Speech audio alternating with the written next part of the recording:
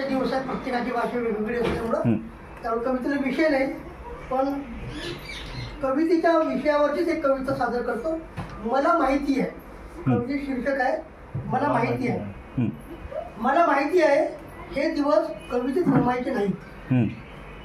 मला माहिती आहे हे दिवस कवितेत रमायचे नाहीत. पेशाने येऊन रणात उतरायचे, मुठी वळायचे आणि लढायचे दिवस आहेत. अभी की जो सिचुएशन हमारे सामने, तो वो गाने बजाने में तल्लीन होने की नहीं है. मला असं म्हणायचं आहे एक कवी या नात्याने की मला माहिती आहे की हे दिवस कवितेत रमायचे नाहीत. पेशात येऊन रणात उतरायचे, मुठी वळायचे आणि लढायचे दिवस आहेत. मी निघतो घराबाहेर, येतोय रस्त्यावर, बघतो चौकडे खूप गर्दी दिसते, पण मला माणूस दिसत नाही. मी शोध घेतो, शोधून थकून जातो. मी चौकात जातो, बसतो महामानवाच्या पुतळ्यात शेजारी. मी चौकात जातो, बसतो महामानवाच्या पुतळ्या शेजारी नाराज होऊन. निहाळतो चौबाजूचा परिसर, चर्चा करताना दिसतात आपसात फक्त थकलेले म्हातारे. युवक दिसत आहेत बिअर बार पान टपरीवर, काहीच दिसत आहेत लढताना, काहीच दिसत आहेत लढताना, पण हजारो गटात विखुरलेली दिशाहीन. काहीच दिसत आहेत लढताना, पण हजारो गटात विखुरलेली दिशाहीन. मी वस्तीत जातो तर माणसं दिसत आहेत आपसी भांडणात व्यस्त, क्षुल्लक क्षुल्लक कारणावरून. मी वस्तीत जातो तर माणसं दिसत आहेत आपसी भांडणात व्यस्त, क्षुल्लक क्षुल्लक कारणावरून. काही समस्यांनी ग्रासलेली, काही स्वदुःखाने वाकलेली, काही परिस्थितीने मोडलेली दिसत आहेत हडकुडी माणसे. मी त्यांना सांगायला जातो, सांगण्याचा प्रयत्न करतो.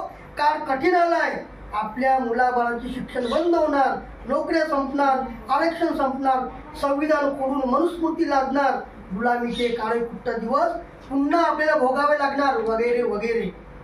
पण माझ्या सांगण्याकडे त्यांचे लक्षच जात नाही. दोष त्यांचा नाहीच.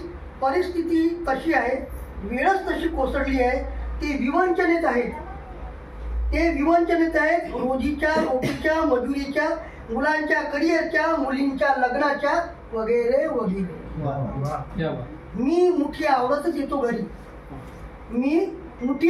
येतो घरी आणि मनात साचलेले उतरवत बसतो कागदावर त्याची सुद्धा कविता. मी मुठी आवडतच येतो घरी आणि मनात साचलेले उतरवत बसतो कागदावर त्याचीच होते कविता. मला माहिती आहे हे दिवस कवितेत रमायचे नाहीत. मला माहिती आहे हे दिवस कवितेत रमायचे नाहीत. मुठी आवडायचे, रणात उतरायचे, लढायचे दिवस आहेत. कवितेने मुर्द्यात प्राण ओतता येतो. कवितेने मुर्द्यात प्राण ओतता येतो. डोळ्यांना चालण्याची प्रेरणा देता येते. विसरेला दिवा चेतवून अंधाराच्या गालावर थापड मारतात. कवितेने क्रांती होते यावर माझा अतूट विश्वास आहे. कवितेने क्रांती होते यावर माझा अतूट विश्वास आहे, म्हणून मी कविता लिहितो. कवितेने क्रांती होते यावर माझा अतूट विश्वास आहे, म्हणून मी कविता लिहितो. कविता लिहिण्याखेरीज मी काहीच करू शकत नाही. माझ्याही मर्यादा आहे, माझेही दुःख आहे, माझ्याही वेदना आहे, माझ्याही व्यथा आहे तुमच्यासारख्याच. शेवटी मी माणूस आहे.